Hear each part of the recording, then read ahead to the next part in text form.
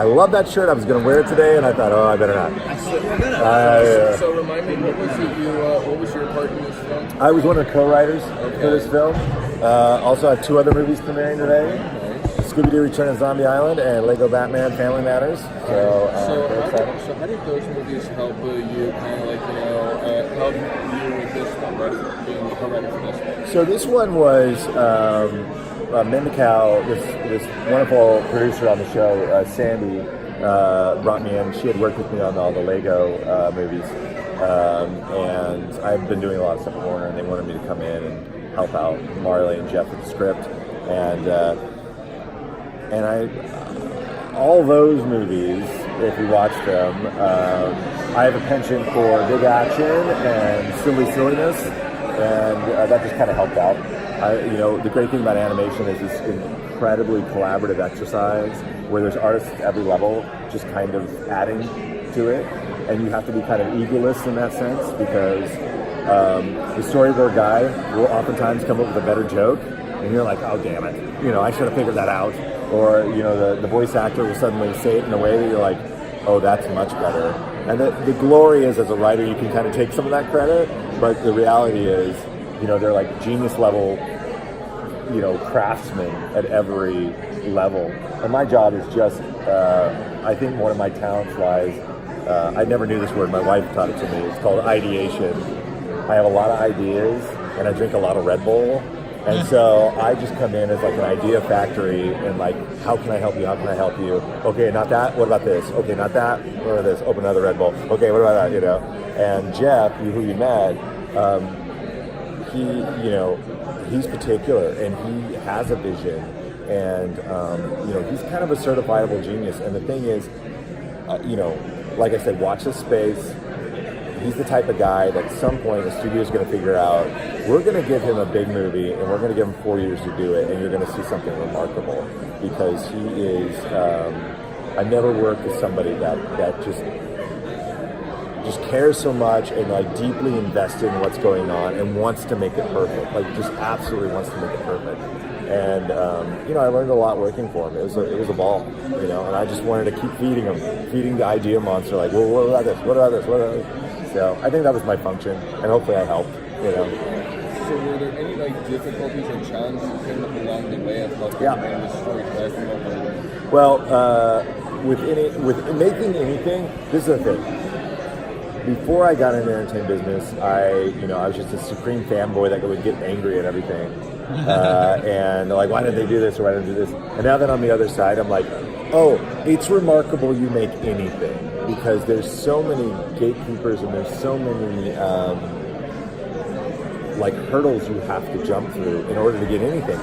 Notes from executive, notes from, oh no, that actor's gone, we have to do this now, and you have to switch and move.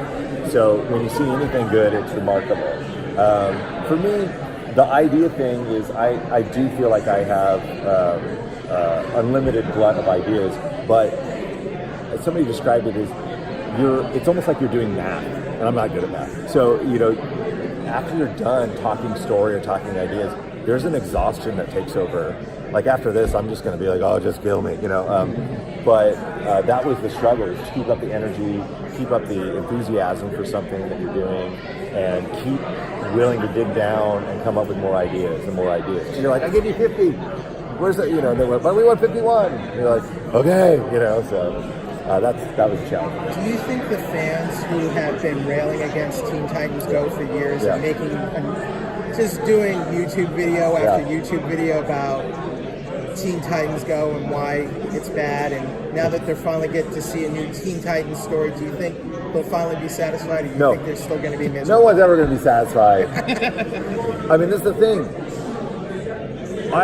I'm that guy. Right. I love Teen Titans. Yeah. And when it ended, I was like, who do I have to kill?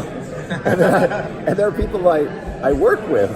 So I was irritated by it, And then you see Teen Titans Go, and you're like, it's stupid, And then you're like, oh, it's its own thing. It doesn't diminish what was. It's just its own thing. It's a new show. Yeah, and it's the same way with anything. It doesn't make it disappear.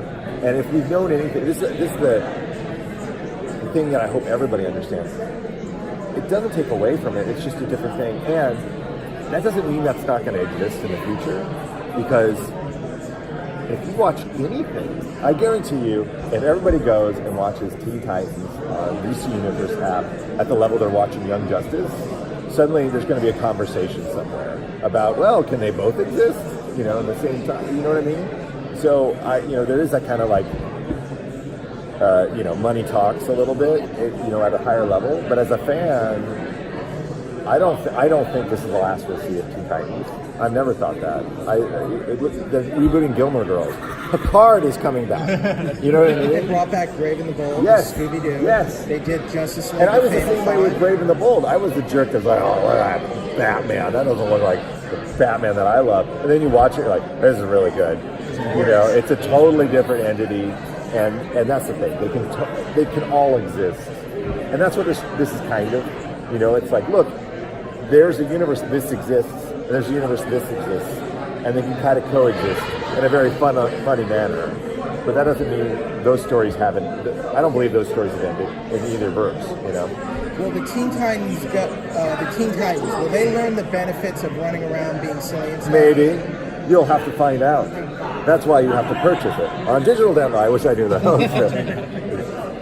Jeff mentioned a lot of extra characters and deep bench characters. Is there anybody that you got to use that you've always wanted to, or is there anybody that you Jeff Mandicow is. I'm sorry. Gosh. I was just talking about the genius. 50 DVDs.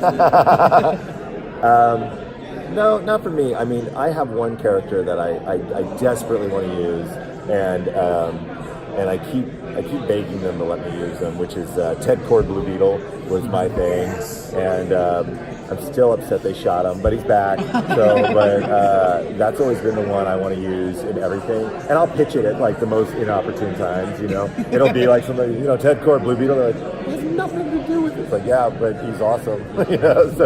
So that's for me. Like I said, Jeff had a particular vision of what he wanted to do. So in the Teen Titans verse, we're going to see a lot of things. Are there any deep cuts in the story that maybe Teen Titans Go animation fans won't get, but maybe some longtime comic fans will?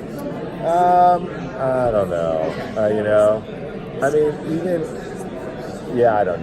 don't know. But I will tell you that my part of things I contributed was Jeff and I hit upon kind of, I love to add to the sandbox, add new things and ideas, and I think we did something with, I had hit upon what a group of ravens are called, and added something to the DC universe in that way that I think is going to, I wouldn't doubt it show up somewhere else in comics or something like that. And that's always the exciting thing, right? It's like, I get to add something to the wiki page of DC, so that's more my speed of what I'm doing. Because the deep cut stuff, anymore, I don't know what's a deep cut for who anymore, because I've lived with it so long. And we had this, how do you guys care? But we had this discussion last night, and there were some younger fans. They're like, do you like Kirby? And I was like, do you mean Jack Kirby, or do you mean Kirby and it became this weird, like, you could tell how old you were, because young people were like, I love Kirby when he sucks in things, and no. The old people were like, what? No, Jack Kirby. And like, it was like this weird delineation. So what young people know now, we live in a golden age. When I was growing up, I got bullied a lot for liking this stuff, playing D&D, superhero stuff, wizard casts. If you would have told me there was like a show in which there's Hawkman, I'd be like, you're insane. That was never the case. So, yes. You were clapping out. Okay. Hey, great to meet you guys.